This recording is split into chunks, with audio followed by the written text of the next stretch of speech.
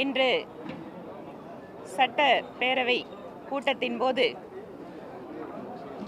மரியாதைக்குரிய ஆளுநர் அவர்களுடைய உரை கடந்த முறை நடந்ததைப் போலவே ஆளுநர் அவர்களிடமிருந்து வந்த கோரிக்கையான தேசிய கீதம் இசைக்கப்பட வேண்டும் என்ற கோரிக்கையை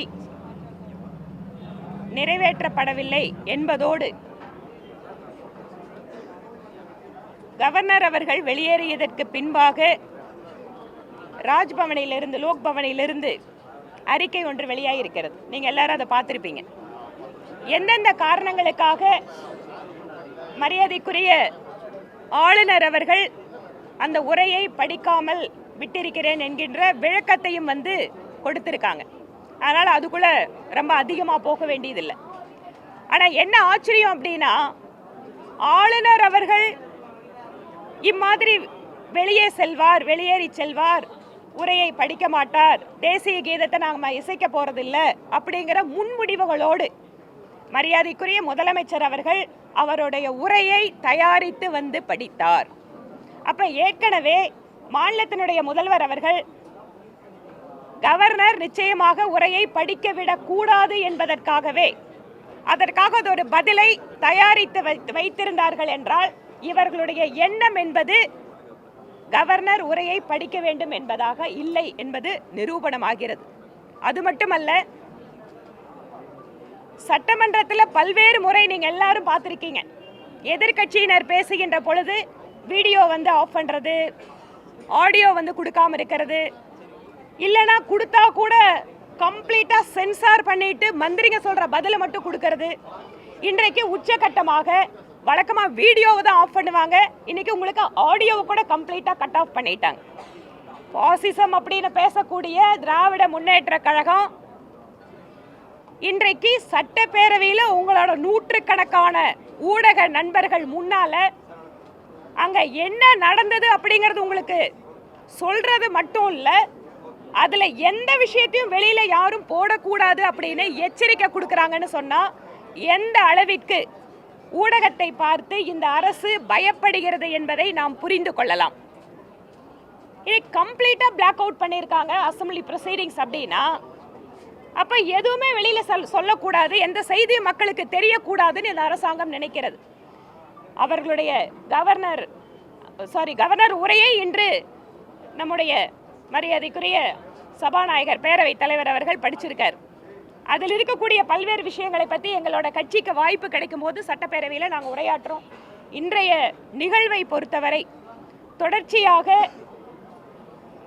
ஆளுநர் தொடர்பான விஷயங்களில் இந்த அரசு ஒரு விதமான ஆதிக்க உணர்வோடு நடந்து கொண்டிருக்கிறார்கள், அல்லது இணக்கமான போக்கு நிலவுவதை இவர்கள் விரும்பவில்லை. அரசு வேண்டுமென்றே திட்டமிட்டு மாநில அரசுக்கும் ஆளுநருக்கும் ஒரு மோதல் இருப்பதை போல ஒரு உருவாக்கத்தை கொடுக்க நினைக்கிறார்கள் என்பதுதான் இன்னைக்கு நடந்த நிகழ்ச்சியை வைத்து நாம பார்க்க முடியும்.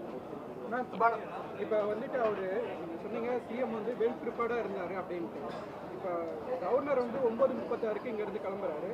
10:02 கவர்னர் ஆஃபீஸ்ல இருந்து ஸ்டேட்மெண்ட் டீடைல்டா 13 பாயிண்ட போட்டு வித்தின் 15 மினிட்ஸ்ல ஆன் த வேல அவரு வெல் ப்ரிப்பேர்டா வந்தாரு. அந்த ஆன் த வேல அவர் ப்ரிப்பேர் பண்ணிட்டு போய் பண்ணாரு. நீங்க ஆளுநர் உரை அப்படிங்கறது அனுப்பப்படுகின்ற பொழுதே அவர் அதுக்கான அப்ஜெக்ஷன்ஸ் ரைஸ் பண்ணியிருக்காரு. he has noticed என்னென்னவெல்லாம் டிஸ்கிரிபன்சிஸ் இருக்குங்கிறத அவர் ஏற்கனவே நோட் பண்ணி வச்சிட்டாரு. So he also came well. It is not about the well preparedness. It is about the observation about the speech that has been prepared by the government. அதனால these are all the things. ஏன்னா ஆளுநர் உரைங்கிறது முன்னாடியே அவர் கொடுக்கப்பட்டிருக்கும், அதில் இருக்கிறது எல்லாத்தையுமே அவர் எழுதி வச்சுட்டு தான் இருப்பாரு. அதனால the incident had happened, then immediately the Lok Bhavan has released that. Mic ஆளுநர் பேசும்போது மைக் துண்டிக்கப்பட்டதா இல்ல துண்டிக்கப்படலையா? அரசு இல்லைங்க, இல்ல அவர் பேசுகின்ற பொழுது அவர் பேச ஆரம்பிச்சு அவரோட வார்த்தை முடிச்சோன்னா மைக் ஆஃப் ஆனோன்னா அவர் உட்கார்ந்துட்டார்.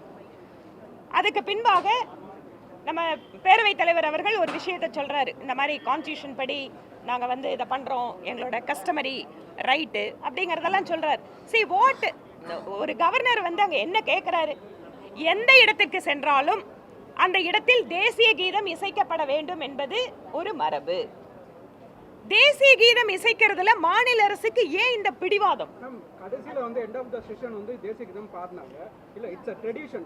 பிஜேபி ஏற்கனவே வந்து இருக்கு. நான் என்ன சொல்றேன், ட்ரெடிஷனை வந்து இல்லை ஏடிஎம்கே பீரியட்ல வந்துட்டு இந்த ப்ராக்டிஸ் இருந்திருக்கு. அண்டர்வேர்ல்ட் ட்ரெடிஷன் போது how can இல்ல நான் என்ன சொல்றேன், tradition which is breaking some of the constitutional norms-னா we can accept it. Tradition என்ன கேக்குறாங்க? தேசிய கீதம் இசைக்கிறதுல என்னங்க புதுசா வந்து ட்ரெடிஷனை வந்து மாற்ற முடியுது? தமிழ் தாய் வாழ்த்தும் தேசிய கீதம் ஈக்குவலாக மரியாதை கொடுக்கப்பட வேண்டும். அந்த ஒரு பாரம்பரியம் அப்படிங்கிறது ஆளுநர் மாளிகைக்கு இருக்கு. அதை தான் அவர் கேட்கிறாரு. இதுல ஏன் பிடிவாதம் இருக்காங்க? கருத்துக்களை சொல்வதற்கு 234 சட்டமன்ற உறுப்பினர்களுக்கு தான் சட்டப்பேரவையில் அனுமதி இருக்கு, ஆளுநருக்கு அல்ல என்று சபாநாயகர் கூறியிருக்கிறது. அந்த விவகாரத்தை எப்படி பார்க்க? நீங்க வந்து எக்ஸ்ட்ரானரி சர்க்கம்ஸ்டன்சஸ் அப்படிங்கும் போது அதுக்குள்ள நீங்க ஃபிட் இன் பண்ண முடியாது. Okay, when something is happening extraordinary, நீங்க சாதாரணமான நிகழ்வுகள் நடக்கிற விஷயத்தை பொறுத்த வரைக்கும் மட்டுமே அதை பார்க்க முடியாது. நன்றிங்க. மீதி எல்லாம் அசெம்பிளி 2 நாள் நடக்குது இல்ல, பேசிட்டு உங்களோட பேசுறோம். பத்திரிகை தொலைக்காட்சி நண்பர்கள் அனைவருக்கும் வணக்கம். அனைவருக்கும் புத்தாண்டு பொங்கல் நல்வாழ்த்துக்களை தெரிவித்துக் கொள்கிறோம். நன்றி.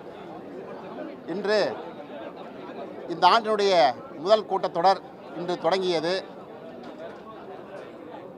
மாண்புமிகு சபாநாயகர் பேரவைத் தலைவர்கள் பேசும் பொழுது பாட்டாளி மக்கள் கட்சி சார்பாக நாங்கள் எழுந்து தமிழ்நாட்டில் சட்டம் ஒழுங்கு அடியோடு கெட்டுவிட்டது.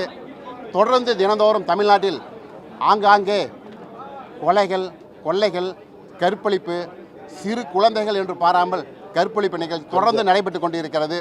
அதனால் தமிழகத்தில் சட்டம் ஒழுங்கை கட்டிக்காத்து வரும் தமிழக அரசு தவறியதை கண்டித்து நாங்கள் வெளியிட செய்தோம். அது மட்டுமல்லாமல் தமிழகம் முழுவதும் சாராய கடைகள், போதைப் பொருட்கள், கஞ்சா ஆங்காங்கே சந்தாக சாராய கடைகள் உள்ளது.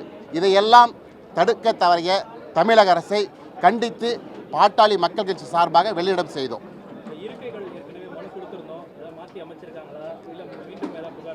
அது இவங்க மாற்றி அமைக்கல, மாற்றி அமைக்க மாட்டாங்க. மாற்றி அமைக்கல.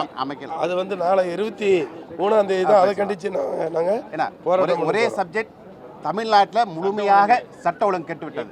அதற்கு பத்திரிகை தொலைக்காட்சி கவர்னர் ஆக்டிவிட்டி பத்தி என்ன நினைக்கிறீங்க? அவர் முறையாக தான் பண்ணியிருக்காரு. கவர்னர் உரை அதை நாங்கள் இல்லை அவர் முறையாக பண்ணியிருக்காருன்னா சட்ட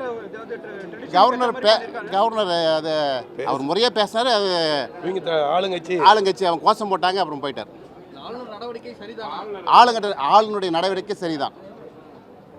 அவர் கோஷம் போட்ட உடனே எந்திரிச்சு போயிட்டாரு.